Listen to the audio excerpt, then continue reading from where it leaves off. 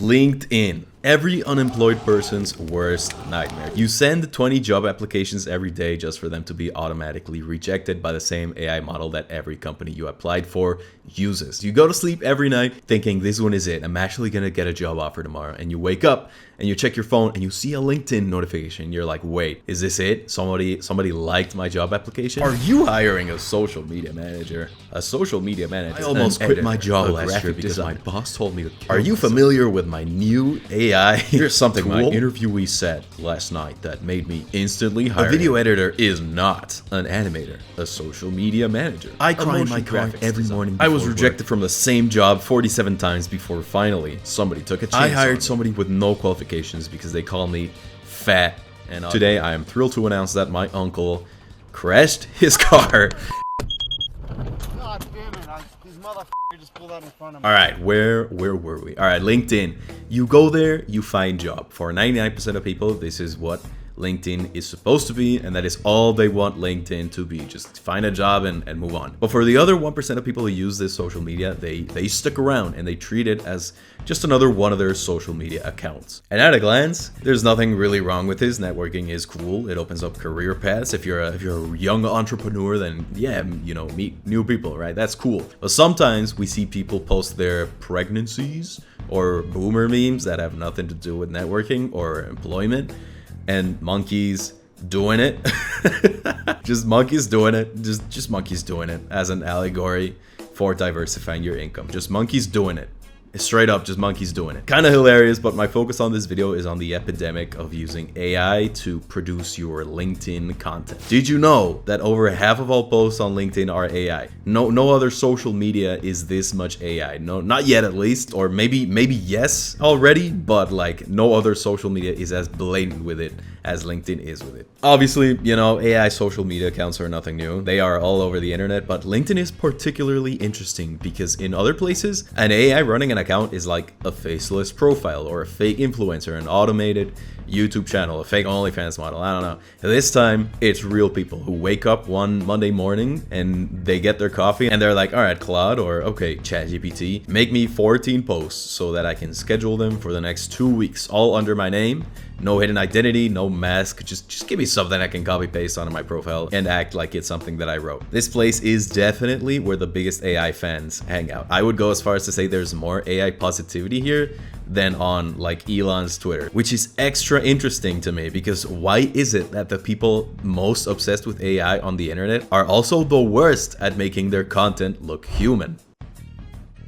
All right, let's take a tour of LinkedIn. All right, the first and most recognizable AI content on LinkedIn is the story post. It always starts the same way. It's like, most people think hard work is enough. They're wrong. Here's why. Or I got fired on a Tuesday. Best thing that ever happened to me. Let me explain. I turned down 75,000 pounds on a Saturday for a bike ride with my son. This one is satire. I wish it was real because it sounds really funny, but no, it's not real, but it resembles how these posts tend to look. It's like 1, bizarre statement, 2, say something like here's why or let me explain, and then tell the story. How do I manage to do so much in so little time? I don't. I expanded my time. I wake up at 3 a.m. 6 days per week. Within 15 minutes, I'm at my computer working. Sounds like satire, but I don't know because this guy doesn't post satire, so I don't know. I can't tell. I try to live 2 days in one almost every day. Okay, man. I'll be real. This one kind of doesn't sound like AI. This one just sounds like this guy's kind of crazy, but this, weirdly enough, I can kind of see a human writing this one. All right, but here's a real one though. What Taylor Swift's engagement taught me about recruitment. Taylor Swift's and Travis Kelce's they're engaged. Their engagement isn't just a pop culture moment. It's a masterclass in connection, timing, and authenticity. Lesson 1. All right, I'm not reading that, but it's AI. It's very clearly AI. It has that. This isn't just this. It's that, like this isn't this, it's that is also a big AI thing. And then it says lesson 3, authenticity wins. That is so crazy coming from this like automated ass post, but all right, you get it. So you already know the first AI tell. It chooses a bunch of generic hooks like here's why, let me explain, Like, I get that 5 years ago, before AI was where it is now, these were just regular engaging hooks for social media. But AI has claimed them, and now you can more or less use them to tell when something is AI. And as someone who is a writer and writes a lot, yeah, no, I can't use these anymore because I just feel like I'm writing AI. It sucks. Like, AI stole these hooks from me. But whatever, here's an insane AI tell that shows up all over posts like these and anything written by AI. Unless you prompt it otherwise, it likes to speak in threes. Here's what I mean, alright? You have spent the last 20 years being the sharpest person. Oh, alright, hello, what's up, man? The sharpest person at the table. The most prepared, the most decisive, the one who outworks and outthinks everyone in the room. Boom, here's a burst of 3 sentences or thoughts all at once. But right now, there's a 38-year-old VP in your building who doesn't need 3 cups of coffee to function by 9 a.m. He doesn't lose his train of thought at 3 p.m. He doesn't need a drink to shut his brain off at night. Paragraph of 3 sentences. Next line, he is fully optimized, he is hungry, and he is watching you slow down.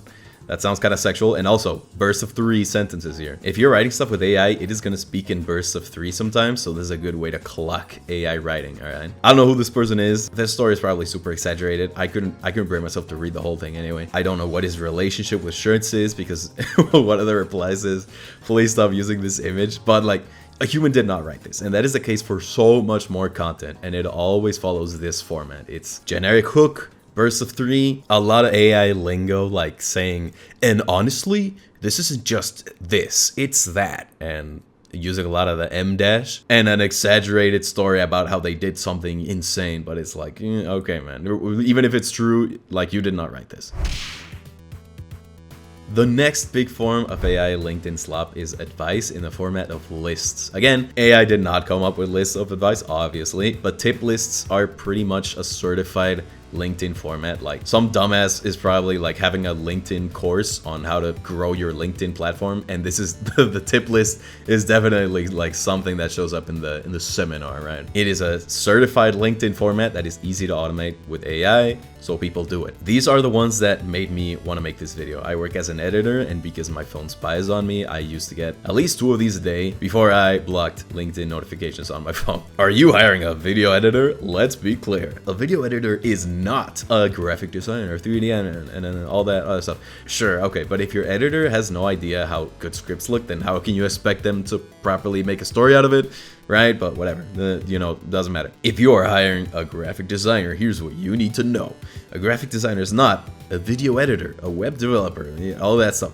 These are so obviously AI, like this shit smells like prompt. And it is probably among the most common ones next to the story, the anecdote thing from earlier. It's so bad, they're all the same. All of these are real, by the way, all of these examples are real. A graphic designer is not a video editor, 3D artist, web developer, whatever. Hiring a video editor doesn't mean getting a Swiss Army knife. A video editor is not your cameraman, your motion designer, scriptwriter, or social media manager. I mean, yeah, but you should probably understand these at least a little. If you want to be a pro video editor, let's be real. Most editors learn some of this stuff as they go. It's true that if you're hiring one, you shouldn't expect them to do that unless it's in the job description. But as an editor, you should probably know at least the basics of camera work or motion graphics, right? But I went on a tangent, my bad. If you're an aspiring editor, keep that in mind. What they actually do: cut, trim, and arrange footage, perfectly sync audio and villager, color correct and grade, all that stuff. Piling every creative role on one person, that's how deadlines slip, quality drops, and ideas die. That's another burst of 3 there. Oh shit. Editing isn't just cutting clips. It's storytelling, pacing, emotion, and impact. Alright, nice. On top of the excessive burst of 3 in this post, another huge AI tell is that this isn't just blank. It's blank. I know I mentioned it in the last one, but let's look a little more into it. ChatGPT has had this habit in it since it began, and we see it everywhere, and also the M dash. Every AI loves to do the M dash because it sounds human, which it does, but not when you write it, only when you speak it. Nobody writes M dashes. I could write this for any job right now because all you need is a job, 5 things that are just outside of their range, and 5 things that are superficially things they should be able to do. And then add some cross and check mark emojis so that it looks pretty. Hiring a professional food painter. A food painter is not a chef, a furniture painter, someone who paints with food, a food photographer, a food eater. A food painter actually uses a brush, paints fruits, paints vegetables, paints desserts, and paints salty snacks. Like, now send this to your AI chat, ask it to make 14 variations of this post for jobs in creative fields because their skill sets are always being misjudged, and you will have a post a day for the next 2 weeks. Easy. Alright, before we move into the next form of Slop, let's ask ourselves one question we gotta answer. Why is this wrong? Why exactly are we making fun of it if this is just content being posted into a big circle jerk of a social media? Like, they're not harming anyone, right? Yeah, I mean, it is true that they're not harming anyone outside of the gallons of water they're wasting with 200 word stories no one's gonna read. But the way I see it, it's kind of just lazy, or maybe a little embarrassing, more so than unethical or straight up evil. Like, I don't care about that stuff. I just think it's lazy and embarrassing. I don't think they're taking any jobs. They're also not farming free money as far as I know, because LinkedIn doesn't monetize individual posts. Like, if you're wondering what this video's purpose is, if not to hate, it's kind of just to poke fun at how lazy one can become upon discovering AI. Most of these people, they're probably smart enough to write these things on their own. They don't have to. If they want to use AI to save time, then who cares? Sure, do it. But like, maybe read them out and make them yours before posting. Like, make some edits so that it's not blatantly just slop. That is what's funny to me, and that is what this video is about. But it's also a little worrying about the future of humanity, alright? The road for us right now is paved out for AI to make us dumb and lazy as shit if we let it over the next decade or two. And LinkedIn is the spot where we can sneak a peek of what that's gonna look like, because everybody is so obsessed with using AI to optimize their work that they're almost consciously just trying to see how lazy they can get with it. So that is the point of this video. Keep that in mind. Let's keep pointing and laughing, alright?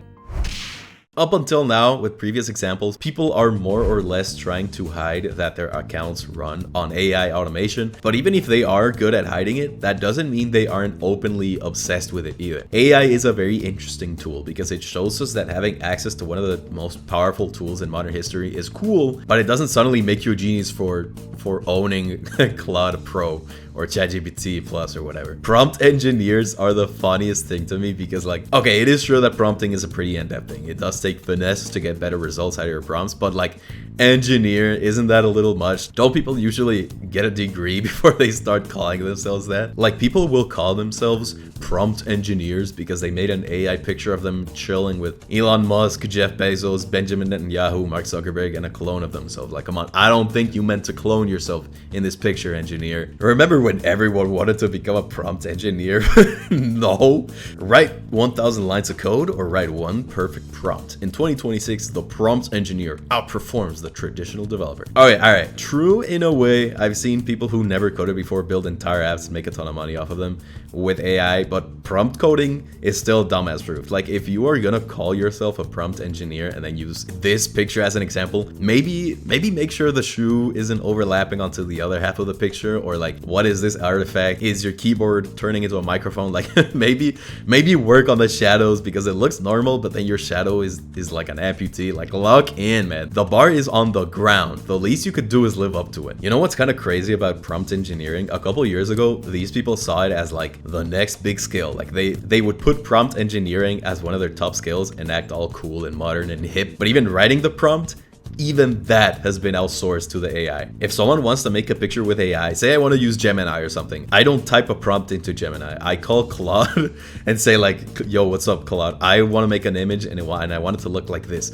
And Claude writes the prompt for me. Because as of right now, at least, Claude is a lot smarter than Gemini. And Gemini is so ass at taking directions for image stuff unless you're super specific. And it only really makes good images when you get it right at the first try. So you use an AI to make the prompt, and then the prompt makes the prompt for the image. Like, why hire a prompt engineer? That even the prompt engineers are getting replaced with AI. The prompt engineers that were all smug about how they're coming for your job with AI, like, you can just ask the AI to make a good prompt for you, and now they're the ones that are out of a job. Like I said earlier, if you make an insanely powerful tool accessible to everybody, everybody's gonna hop on it. Even dumbasses who have no skills but want to look modern or hip and make quick money. And LinkedIn is where they all hang out and LARP together. And as it develops, they either have to keep getting with the times and actually put hard work into innovating with it, or admit that they only cared about AI when it was easy and required no effort, rather than actually trying to make cool projects with it. Do you think the freaks on Twitter asking Grok to do the most unnecessary thing, like add Grok,